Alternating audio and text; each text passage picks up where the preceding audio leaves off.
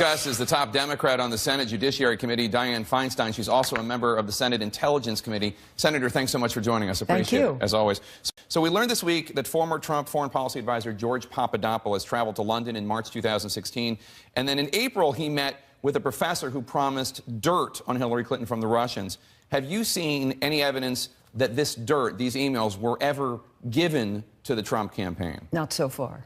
Not so far. Have you seen any communications that suggested that the Trump campaign wanted them to release them through a different means? Because obviously they were ultimately released by WikiLeaks. No, I have not. Okay. Former Trump campaign advisor J.D. Gordon told CNN that at a March 2016 meeting with then-candidate Trump, the candidate listened to Papadopoulos when he presented the idea of arranging a meeting with Russian President Vladimir Putin. But take a listen to what President Trump had to say about this on Friday. I don't remember much about that meeting. It was a very unimportant meeting, took place a long time. Don't remember much about it. He says he doesn't remember much about it. Do you believe him? Well, we saw the photograph of the table with President Trump at one head, Sessions at another, and Papadopoulos in the middle on the left. And that was reportedly to discuss Russia. I think we've got committees looking, both intelligence and judiciary, and these things are hard to ferret out exactly what went on, and people often don't give you the straight scoop in terms of their testimony. So we will see how that turns out. Speaking of people not giving you the straight scoop, former Trump foreign policy advisor Carter Page told me on Friday that he told then Senator, now Attorney General Sessions, that he was traveling to Russia in the summer of 2016. But take a listen to what Sessions had to tell your committee, the Judiciary Committee, about this on last month. You don't believe that surrogates from the Trump campaign had communications with the Russians. Is that what you're saying? I did not, and I'm not aware of anyone else that did. And I don't believe it happened. Do you think that Attorney General Sessions lied to the committee under oath? Well, I'm not going to say whether it was a lie or not. But it seems to me that Senator Franken has been very good in outlining the various instances where there was more than one contact on behalf of Sessions. Now, whether he remembers it or not does not mean that it didn't happen. And I think some of that needs to be developed further. Do you think that you're the ranking Democrat on Judiciary? Are you and Chairman Grassley going to ask the Attorney General to come back to clarify this? Well, I think that the request has been made by Sessions and, by Franken, and I think he should come back and clarify it. I have not discussed this with the chairman. I will discuss it. There are a lot of people out there who might be watching this unfold and think, boy, the Attorney General sure gets a lot of leeway when it comes to telling your committee things that turn out not to be true. Well, I don't know what you mean by that, but we certainly don't want him to tell us things that aren't true. Right. And maybe he has a faulty memory. So there are a lot of excuses one can make. But at this stage, he's got to narrow his recollections. And when he comes before the committee again, he has to be precise and it has to be accurate. One of the things that's been going on the last couple days has been President Trump seems to be telling the Justice Department and the FBI that he wants them to investigate and prosecute Hillary Clinton.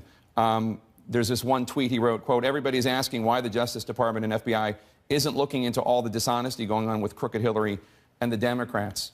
What's your response? Hillary has had a big FBI investigation. That's what the October surprise was. And so I think she's been investigated in and out by the best investigators in our country. And if you look at Mueller's operation, you see how good his operation is when conducted by the FBI, as opposed to congressional investigations where the authorities to investigate are much more constricted and much less. Your colleague, Senator Bob Corker, issued a statement Friday saying he was troubled by how much the president seems to be directing the Justice Department and the FBI to investigate his political opponents. Does it trouble you? Yes, it troubles me very much. This has been this president's response to virtually everything. He hits back at Hillary Clinton. Well, Hillary Clinton was defeated in the election. I think the time has come to forget about it and go on to other things. This president has a very, excuse me, big hill to climb on this trip, on legislation, on getting DACA done. If there is going to be a tax bill, play a role in that tax bill. Certainly in health care reforms that are needed under the Obamacare bill, which is where I think we are, that there need to be amendments to that bill, and we can make them and perhaps even do them on a bipartisan basis. Let's talk about that trip. President Trump currently on a 13-day trip in Asia, where the main focus seems to be how to handle escalating tensions with North Korea. The Pentagon sent a letter to lawmakers in which they say the only way to locate and secure all of North Korea's nuclear weapons is, quote, with complete certainty, is an invasion with U.S. ground forces. The letter also says any invasion force would be subject to possible biological and chemical weapons attack. This is a pretty bleak assessment. Are you worried that we're headed for war with North Korea? It is the most bleak assessment. I've spent a lot of time reading the intelligence. I've had an opportunity to discuss the situation with Secretary Mattis. I believe that an outbreak of war would kill hundreds of thousands of people. And I'm very pleased that Secretary Tillerson is with the president. I think if he will stay the course and use diplomacy the way diplomacy can be used, that it might be possible to work something out.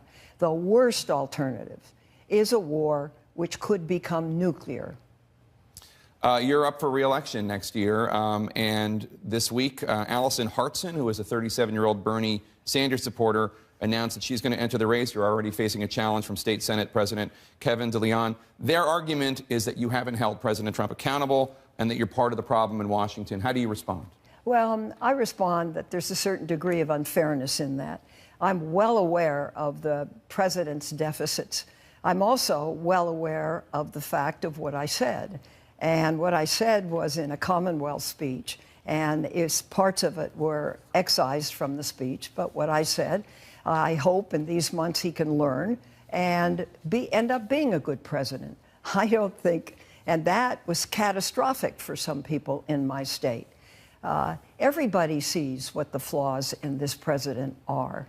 There's no question about it. And that's why this trip right now going on, I think, is worthy of so much attention.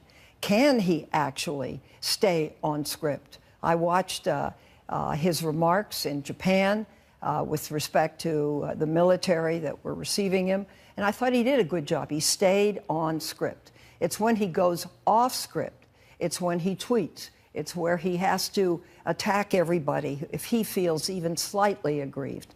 And his comment that the only one that matters is me. He isn't the only one that matters. He's the one that's there to solve problems on behalf of the United States. And that's what this trip is about. And I hope and trust he sticks to that mission. Senator Dianne Feinstein, always good to have you here. Thank you so much. Thank you very much. Appreciate it.